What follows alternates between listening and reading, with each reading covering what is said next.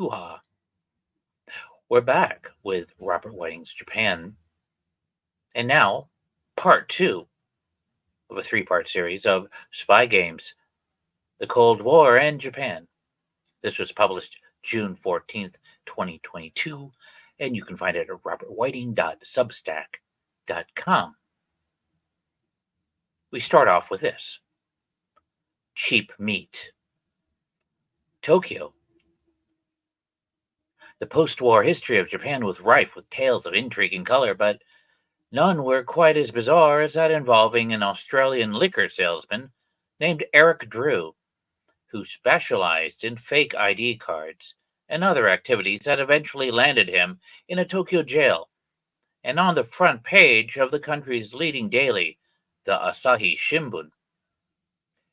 Drew's own particular specialty arose out of the fact that he did not like Japanese food very much. He much preferred beef instead. Since Japanese beef was too expensive for his budget, however, and he had no military PX privileges to allow him to shop at PX butcher shops, he decided to manufacture a false U.S. military identification or ID card to gain access to such places. He went to a Japanese printer, had the ID design copied, and a card made up, identifying him as a civilian employee of the American government. It worked like a charm. So well, in fact, he had 500 more of the highly illegal cards printed up and distributed them to all of his friends. Among them were his Chinese tailor, a West German importer-exporter, a Russian salesman, a Greek businessman, an American teacher, fellow salesman at the Yokota branch of the iOS, where Drew also worked temporarily, as well as assorted Japanese acquaintances, including a professor from a university in Tokyo, all of whom were living in Tokyo, and all of whom began to experience the joys of shopping on post exchanges, where the goods were of fairly high quality and the prices dirt cheap, thanks to military discounts. Since there are already several thousand civilian workers of various nationalities on U.S. government payrolls in Japan, all with their own IDs, no one noticed the addition of 500 new cardholders. Profits in hand, culinary demands met, Drew shifted his attention to a new kind of business, buying and repairing old military transport and patrol aircraft and parts no longer needed by the U.S. military in Japan, and then selling them around the world through his Tokyo contacts. The idea was a brainchild of a certain member of the U.S. Air Force on Yokota. He picked Drew as his middleman, and Drew would sell the merchandise to wealthy patrons and flying clubs in Japan, Hawaii, Hong Kong, Taipei, and Athens, hiring pilots to make personal deliveries. Making such sales was not illegal under either U.S. or Japanese law, but considering the Cold War that was raging at the time between the U.S. and the Soviet Union, and considering the fact that Japan and Australia were American allies, Drew set new standards for chutzpah when he sold aircraft to his Russian friends and endeavored unsuccessfully to persuade the Soviet government to give him a salaried job as a procurer. Some of the planes, according to reports, made it all the way to China, another U.S. Cold War enemy.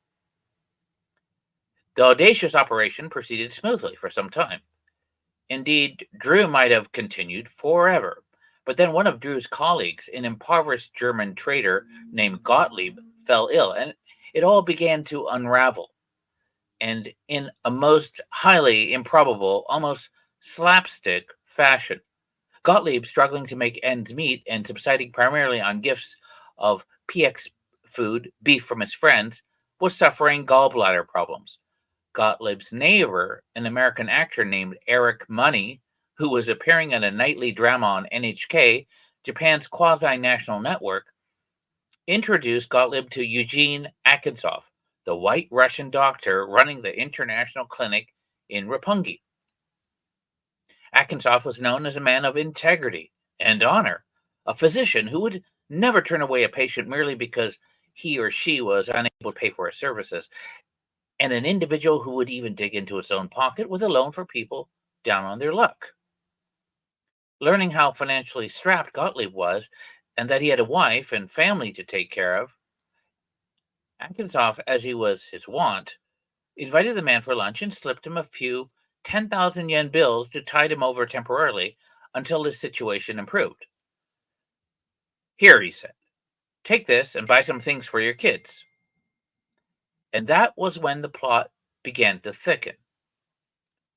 With the Cold War still at its full-blown peak, it was at a time when American and Japanese authorities suspected that the communists lurked behind every cherry tree. The Koancho, Public Security Service, as mentioned earlier, had come to believe that Atkinsoff was a spy. So, on this particular day, the ever-vigilant police witnessed the good doctor handing Gottlieb money and suspecting some kind of intelligence payoff, immediately began investigating Gottlieb's background. They discovered that Gottlieb, like Atkinsoff, had also been born in Manchuria, in the city of Harbin, where his German father was, in the beer and movie theater business. They learned that Gottlieb was fluent in Chinese, Russian, German, and English, that during the war he had been a materials procurer. In one instance, he stripped Shanghai houses of their corrugated steel roofs in order to get metal for the Japanese government. And after the war, he had worked briefly for U.S. intelligence. Then they found out about the fake IDs and the airplane parts business. They put all these suspicious facts together and determined that they had uncovered a communist spy ring, a ring that was infiltrating U.S. bases with false papers, and that Gottlieb was a double agent. In October 1976, the authorities arrested Gottlieb, the American actor Eric Money, and a thoroughly surprised Drew, an event that made the front page of the Asahi Shimbun, replete with mugshots and headlines announcing a Japan-based spy ring was supplying military secrets from U.S. bases to the Russians. In the body of the article was a cryptic reference to a, quote, 51-year-old white Russian, Mr. A. It was strategically displayed next to the newest revelation about the huge Lockheed sales bribery scandal that had taken Japan by storm, an affair in which the US-based aircraft manufacturer was found to have bribed Japanese government officials and airline executives in order to get sales contracts, and thereby raising, yet again, suspicions in the minds of many readers that August publication, how untrustworthy the gaijin were in their midst were, suspicions that no doubt increased by subsequent reports that Gottlieb had been traveling around Tokyo on a fake train pass. The police subjected their prisoners to intensive interrogation in an effort to get at Atkinsoff, whom they were certain was their ringleader. They also made their captives look at photos of every member of the Tokyo American Club and the Foreign Correspondence Club of Japan, demanding they identify, quote, which ones were communists. A search of Drew's office revealed several hundred U.S. military ID cards. After reading the papers about the big bust, Atkinsoff paid a visit to the police and told them they were making a big mistake. He certainly wasn't the ringleader of any spy group. The police were unwilling to admit error, but fortunately, one of Atkinsoff's patients just happened to be the ex-prime minister and behind-the-scenes LDP wire puller, Kakue Tanaka, still running his party despite his indictment for bribes in the Lockheed case. Atkinsoff made a call to the powerful politician's residence in Meijiro, Tokyo, to plead his case, whereupon Tanaka placed a call to the chief of police and suggested that perhaps his investigators were overreacting. The Koancho backed off Atkinsoff, albeit temporarily, and when after 5 days of intense questioning, they proved unable to produce any evidence linking the other members of the communist spy circle, they were reluctantly forced to release the three arrestees. In the wake of the great airplane parts ID cheap meat scandal, Gottlieb remained penniless. He made his way back to Germany in 1980, again with the help of Dr. Atkinsoff, who, sympathetic to Gottlieb's plight, paid his airfare, an act which further convinced the police that Atkinsoff had been running Gottlieb. Money's career as a thespian took a temporary forced hiatus, but Drew, the man who had started it all with his fictitious military IDs, simply because he did not want to eat his vegetables, was not charged with anything either.